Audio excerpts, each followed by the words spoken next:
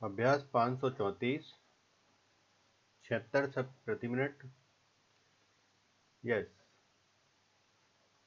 भारत में कम से कम 200 तरह की फसलें होती हैं। विराम। पंजाब और हरियाणा में गेहूं और धान की फसलें सबसे ज़्यादा मंडियों में बिकती हैं। विराम। सरकार इनकी सबसे बड़ी खरीद करती है। विराम।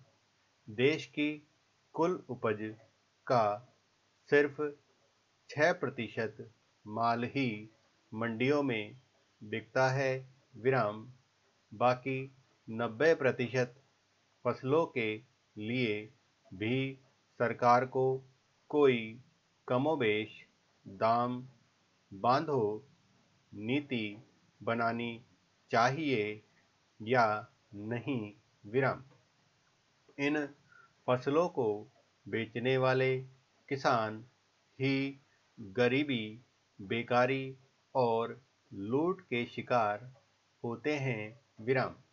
उन्हें अपनी लागत से 1.25 या 1.5 गुना कीमत मिले, इसका प्रबंध भी सरकार क्यों नहीं करती। विराम।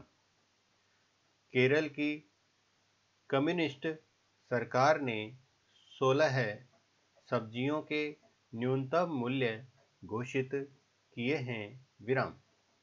इनसे किसानों को अपनी लागत से 20% मूल्य ज़्यादा मिलेगा और उन्हें नुकसान होने पर 32 करोड़ रुपए तक की सहायता सरकार देगी। विराम। भारतीय खेती को अमेरिका की तरह खुला बाजार दे देना तो ठीक है, लेकिन सरकार उन्हें क्या अमेरिकी किसानों की तरह प्रति वर्ष $62,000 की सहायता दे सकती है। विराम। वहाँ खेती में 2% से भी कम लोग हैं, जबकि भारत में लगभग 50% लोग खेती से जुड़े हुए हैं। विराम। यदि खेती खुलती है तो उत्पादन बढ़ेगा, उसकी गुणवत्ता बढ़ेगी और भारत बड़ा निर्यातक देश भी बन सकता है। लेकिन खेती के मूलाधार किसान का विश्वास जीते बिना इस लक्ष्य की प्राप्ति असंभव है। विराम।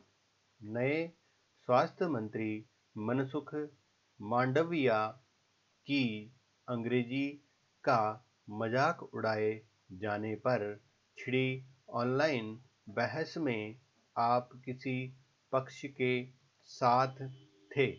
विराम। एक पक्ष ने मजाक को निंदनीय और अनुचित बताया। विराम।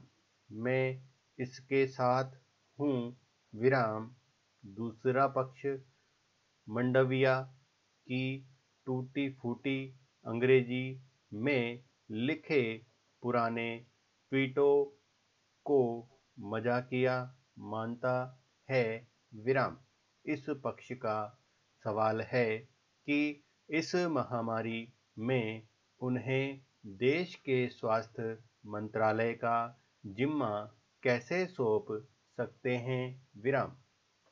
इससे यह भी जाहिर होता है कि भाजपा में प्रतिभाओं की कमी है और वह मतदाताओं को एहसास करा रही है कि उन्होंने उसे वोट देकर बड़ी भूल की। विराम। मैं इसलिए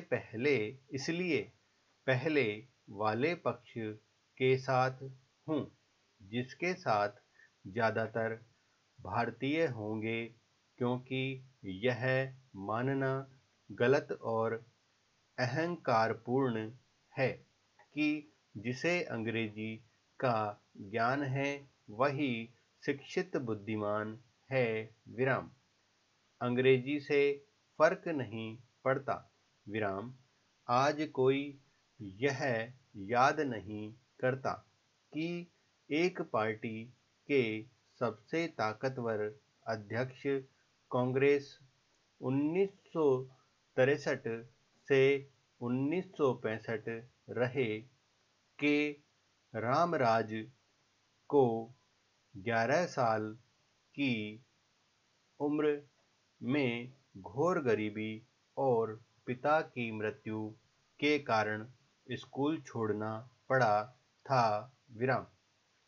वे अपनी तमिल का भारत के गरीबों के मन को बहुत अच्छी तरह जानते थे और उनमें एक पढ़े लिखे नेता वाली राजनीतिक समझदारी थी। विराम। अंग्रेजी का उनका ज्ञान कितना था? दरअसल सामाजिक कुलीनतावाद हमारे अंदर गहरी जड़ जमाए है। विराम। लेकिन अंग्रेजी के ज्ञान को हम कमतर नहीं आंक सकते। विराम। भारत में यह ताकत की भाषा है। विराम। इसलिए लोहियावादियों ने सामाजिक कुलीनतावाद के विरोध के लिए अंग्रेजी को खारिज करके गलती की। विराम।